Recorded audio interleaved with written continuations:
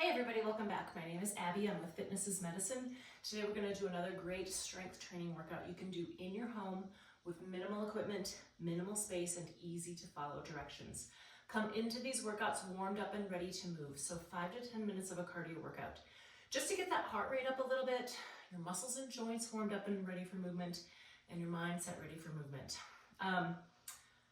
If you do have any arthritis and any of your joints, moving is actually a good way to help decrease that pain. So just getting moving to start before we start any resistance training is a really great way to warm that up so that you feel better while you're exercising.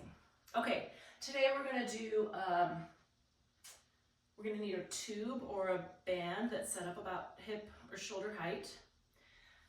2 heavy weights. Now, if you don't have heavy dumbbells at home, either use the heaviest weights that you have, or you can use like gallon jugs full of water, a couple, something heavy. You can maybe fill up a bucket with rocks or sand. That's another good thing to carry that's heavy. And then a medium to lighter weight. So I've got heavier dumbbells and lighter dumbbells, and then a sturdy chair. And I think that's all you need today. So let's get started. We're gonna row today. So I've got my heavier band here that's about hip or shoulder height. Shoulders down and back. We're going to think about working these muscles in your upper back, your rhomboids, in between your shoulder blades. Good postural muscles. So a little bit of an athletic stance to start. So bend your knees and hips, tummy nice and tight. Instead of just like here, you want to sit your hips back, shoulders down and back. Take a breath before you start. Squeeze back, drive your elbows towards the back of the room. Tummy nice and tight. Stabilizing. So you're thinking about squeezing a pencil between those shoulder blades. Slowly control that band both directions. Keep breathing. Don't hold your breath. 9 and 10. All right, good.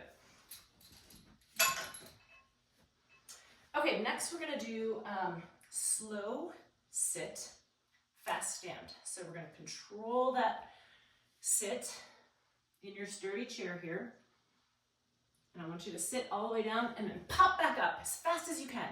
So working on power here. As you're doing this, think about your knees staying over your ankles. So don't, sometimes people will find that their knees go in.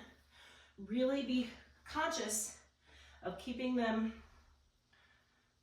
over your ankles. You want to keep that alignment so everything is working properly. Up as quickly as you can, working on power. You can almost think like you're gonna jump, and you don't have to jump, but if you think like, oh, I'm gonna jump out of my chair, like you sat down and realized like, oh, ouch, I just sat on a tack, or it's really hot, or something. So we're really working on that power here. Slow and controlled on the eccentric motion, meaning as the muscles are lengthening, and then as you contract them, you want that power. Now, where power comes in handy is throughout your day, maybe you lose your balance and you trip and you want to quickly correct. That's power. Power is coming from being able to catch yourself quickly. Let's do one more. Slow, slow, slow, slow, slow. All the way down, pop up. Okay, great. We're gonna use this chair again, but I'm just gonna move it back out of my way. Okay, grab your lighter dumbbells. Remember, good form, picking those weights up. Let's do a little bit of a tandem stance.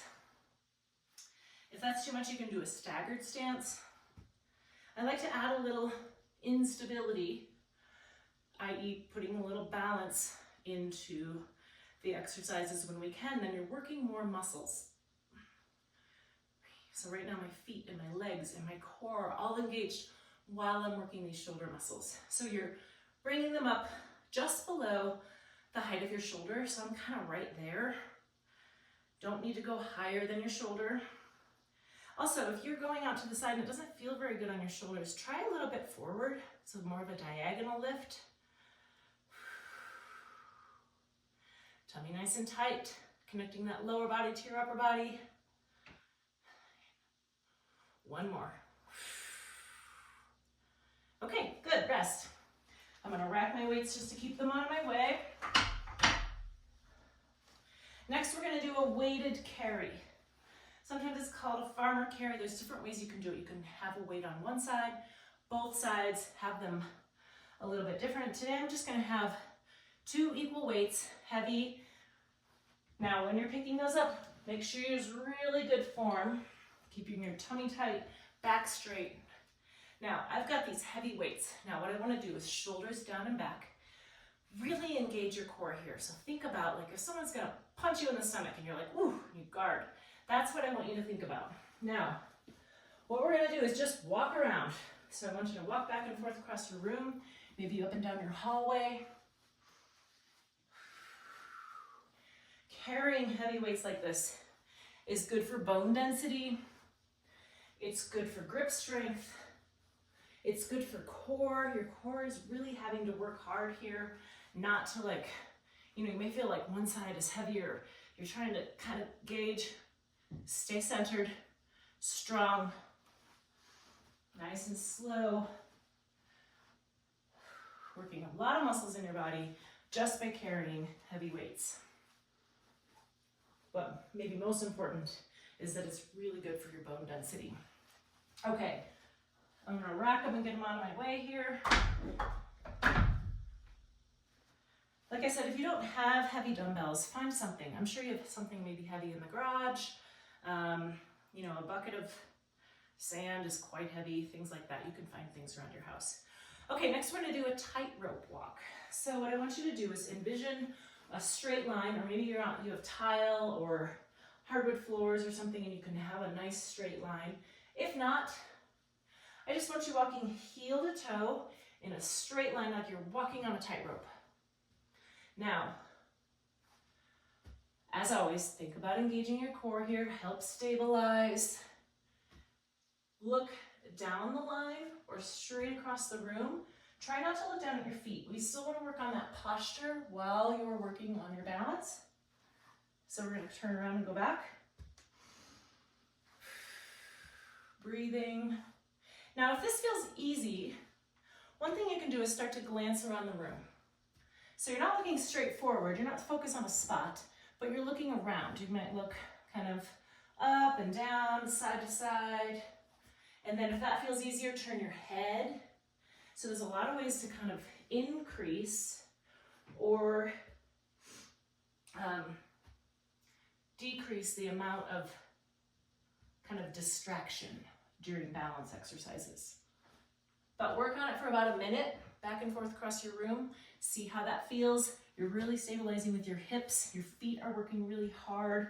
Think about using the entire footbed, so your toes, and all surfaces of your foot. It's easy to kind of maybe be out on the side of your foot depending on how you tend to walk. Okay, the last one, we're going to use our chair again. And we're going to do a seated knee lift. So this is a core exercise. Back tall, shoulders down. Put your hands like right under your thighs. Now your goal is to lift your feet up off the floor without rocking back. So we're not going to use momentum. Think about keeping your body, your upper body, stable while you lift your feet. And in order to not rock back, think about maybe crunching forward toward your knees. 6, 7, good job. Challenge yourself. 8, and 10. All right, good. Those are deceivingly difficult, but they're a really good way to work your core without having to worry about your neck.